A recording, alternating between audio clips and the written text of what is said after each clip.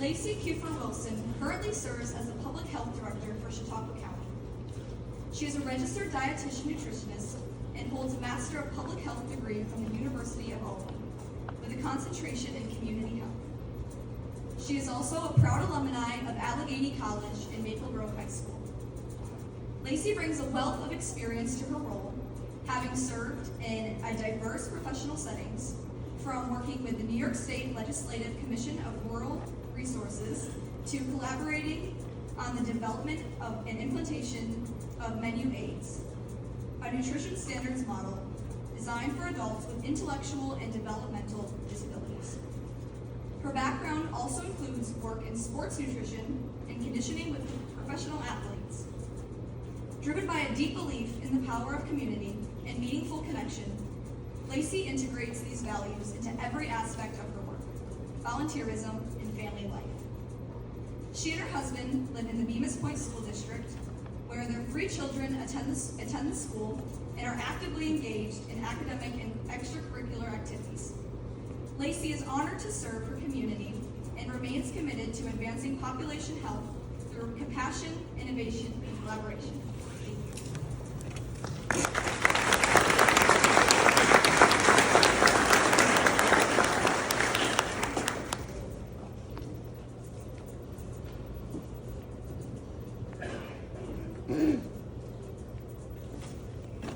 Thank you. Good evening, everyone. What a pleasure it is to be here with all of you. Well, actually, I should qualify that a bit. Specifically, what a pleasure it is to be here with all of you Bills fans.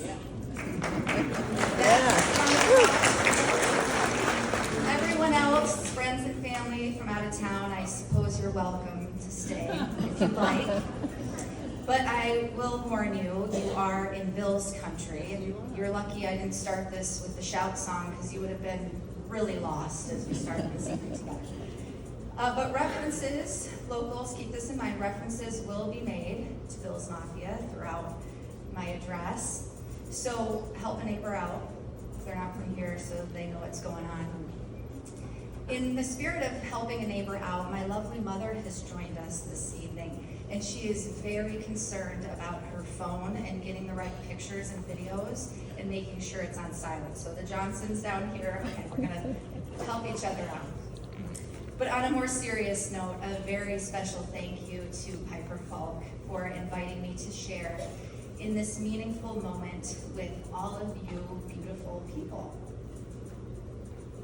Thank you also to our school board, Board President Lauren Ryan, Superintendent Rada, Principal Pad, faculty, staff, parents, families, and friends. Tonight we gathered in celebration of Commencement, a tradition that honors academic achievement, discipline, and extracurricular effort. And while you've certainly earned our applause for all of that, there's a deeper and more meaningful reason why we're here, and that is to mark your ceremonial entrance into something much greater than yourselves. Tonight, you formally join a community, not just by diploma, but by shared experience, purpose, place, and your presence. One of the most beautiful things about this evening is that very fact, that it brings us together, all of us, at one time, in one space. These rare moments allow us to pause the daily grind, turn down the noise of life, step away from global conflict, and simply celebrate. Celebrate friendship and fellowship and the power of connection. So in preparing for this evening, I approached it in the same way I approach most things in my personal and professional life. Last minute and with the help of AI. I'm just kidding. Just partly kidding about that. Really though, I prepared thoughtfully and specifically with you all in mind. Because of course, I want what I say to be meaningful and inspiring, but more than that, I I want it to be real. Not just what you want to hear, but maybe what you need to hear. Maybe what we all need to hear. To do that, I needed to understand more about you. Where you are in life, how you live, and how you move around in the world around you. So in order to connect with you in that way, I looked back at my own journey, my own experience in actually this very same place. Yes, I walked these halls, and maybe more accurately, laughed, yelled, and danced through them. I carried a cell phone, too. Although mine was a gargantuan, bright yellow Nokia phone with the big wobbly antenna at the top. It was very cool. And that was before cell phones were really allowed in school. It was actually confiscated by Mr. Clark. I think he actually still probably has that phone. If you're here today, Mr. Clark, we're going to settle up on that after tonight. I struggled through Mr. Burr's math classes and single-handedly found myself in public health just avoiding math in college, basically. I wore Bill's gear, too, although back then it was more in solidarity than in celebration. I marched down these same aisles to the same processional led by Mr. Foley. In these things, we are connected. Many of us here tonight, in fact, are connected in this way. We know what this moment in this place feels like. The mixture of excitement and uncertainty, the pressure, the questions, and yes, the one specific question I'm sure you've already answered a million times: what's next? But tonight, I want to pose a deeper set of questions. Ones that don't just apply to the graduates, but to all of us, really. More importantly than what's next, we should be asking, who are we? Who are you becoming? What purpose will you serve? Because while your profession is what you'll do, your purpose, as our beloved coach Sean McDermott would say, is your why. Purpose as a noun means the reason something exists. And as a verb, to aim, to intend, to live deliberately. By this simple definition, we find purpose in both being and doing. So then, maybe the question should be, how do you intend to live? What do you aim to do? Who will you choose to serve? These questions demand thoughtfulness in two different ways. First, a level of self-awareness, and second, a clear view and understanding of the world around you. They're certainly not easy questions to answer, and are often dressed up in other forms and expressions. Some people call it finding yourself. Others say it's following your heart. That all sounds very poetic. In fact, I think I saw something like that on a mug in Mr. Johnson's art room once. And you've probably heard phrases like, the world is your oyster, and I exist as I am, that is enough. Or go forward and make your dreams come true. So, the comment about the mug in Mr. Johnson's room, I'm not sure I actually did see that in his room, but I'm almost certain that those last two quotes, the ones by Whitman and Emerson, have got to be posted in Mr. Hewitt's classroom somewhere. So do all of these things sound contradictory and confusing to you? Because they certainly did to me. I felt conflicted by the differing advice. And what I learned, though, as I moved through life and my studies and into my professional life, is that we live suspended between two contradictory extremes. On one side, you, the self, proposed by some to be the center of everything. You, the curator of your own destiny, the sole architect of your own avatar. On the other side, the world, harnessing the vastness of the global network. Participating on the infinite international stage is often thought of as being the benchmark for enlightened thinking and progress. So then, are either of these the space in which you are meant to be and solely exist? Where do you find your ultimate and enlightened purpose? I would argue neither of these places. In fact, the history of humanity and culture shows very clearly, time and again, that nothing that is trying to convince you that serving yourself and you alone is the good or right path to ultimate enlightenment is the good and right path. In the same way, I've come to reject the notion that it is a good idea to abandon who you are and what you were created to be in an attempt to recreate a version of self more pragmatically aligned with the enlightened world. Nor do I find this progressive or even radical. Tonight, though, I want to offer you what I believe is the way, a better way. That our true purpose is found instead in selfless service and sacrificial love for one another, in community, a real place and space of being together. In fact, perhaps we are most truly ourselves when we are needed, not for who we or the world wants us to be, but for who we are and who we were created to be. I believe that your story is not about finding yourself, but about becoming formed. That who you are is not some far-off destination to someday hopefully reach, but something that's been growing in you all along, to acknowledge and to accept. Now, I know this doesn't sound novel to all of you, as your generation in this world is inundated with "you be you, boo" messages and in an era obsessed with identity. You're told to build a brand, craft a persona, optimize your narrative. It's about my truth, my platform, my content. Here's, though, the issue with basing your worth and your purpose on your identity. Here's the identity paradox.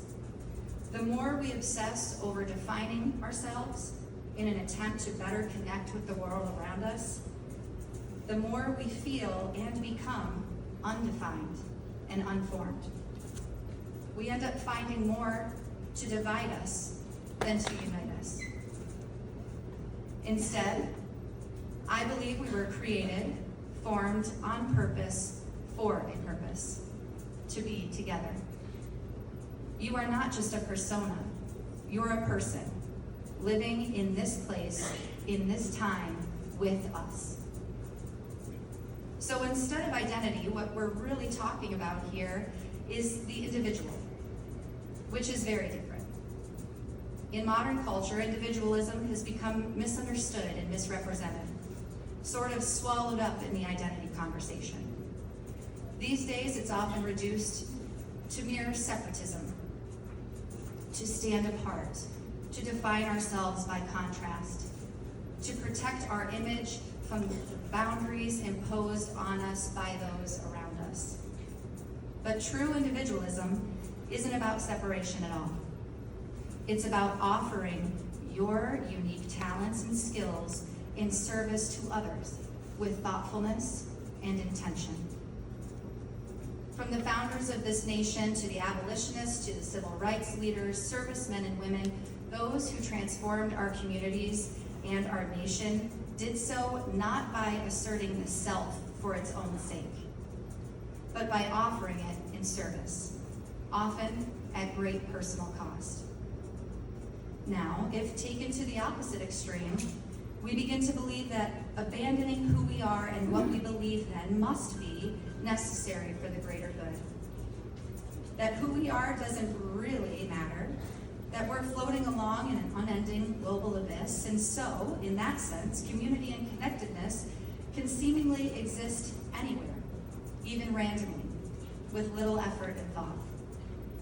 That Zoom calls replace dinner tables, that TikTok rants are substitutes for front porch conversations.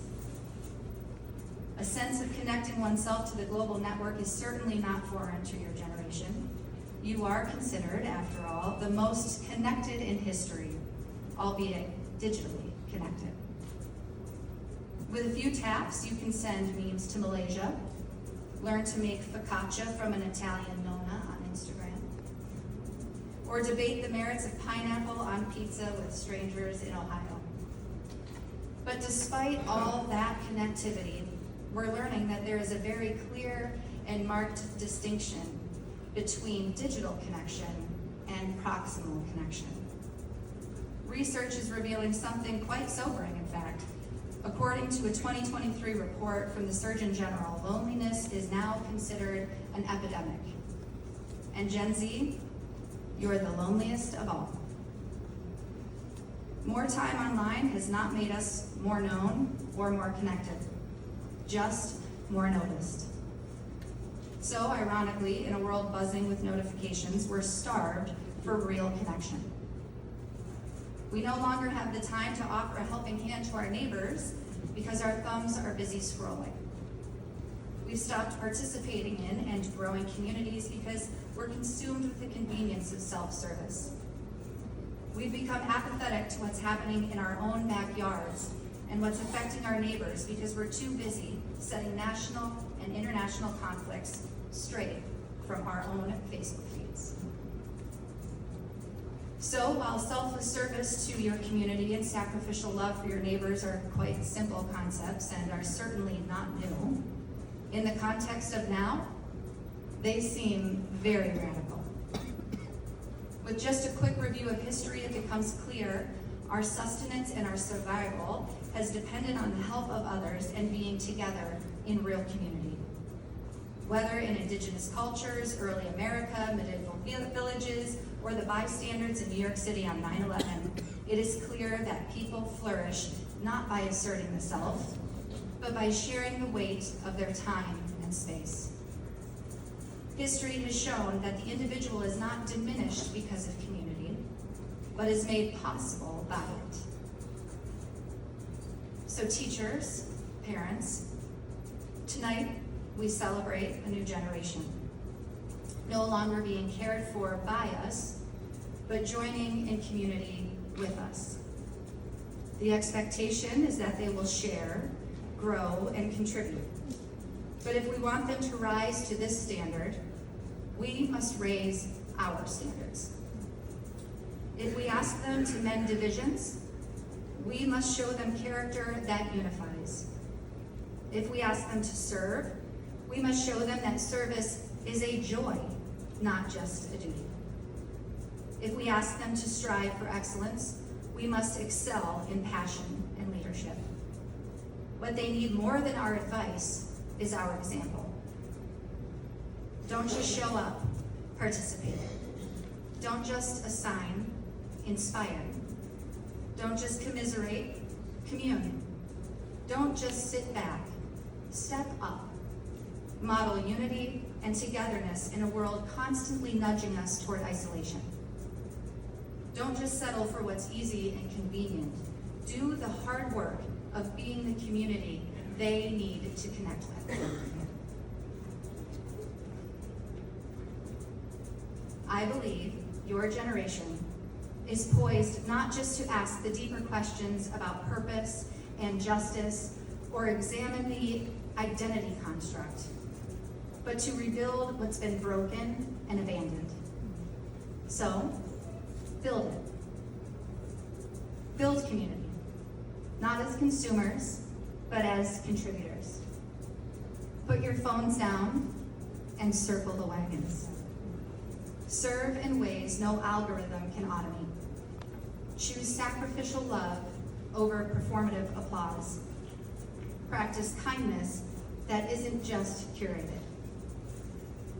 These are the ideals that build the community we all want to live in. Because real community doesn't run on good ideas alone, it runs on hands and hearts willing to do the difficult work and to give more than they take. And along the way, when you doubt yourself, and you will, we all do, remember this: you have a purpose. We need you. Our community needs you. Not just to dream big, but to serve. Not in likes, but in presence. Not in noise, but in quiet, steady faithfulness. That's divine purpose. That's where connection is forged, not found in the mirror or in your media feed, but right next door. So, class of 2025, you are not just the future, you are the present hope of this very community. It is certainly no small feat, but you are equipped, and you have been called for such a time as this. After all, where would you rather be than right here, right now? Congratulations, graduates, and go Bills.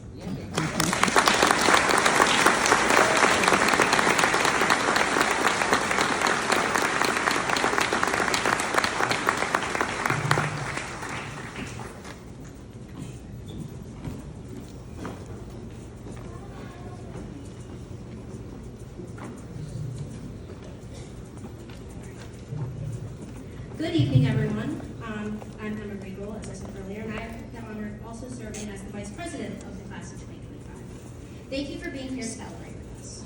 Some of you may not know, but it is a tradition for the senior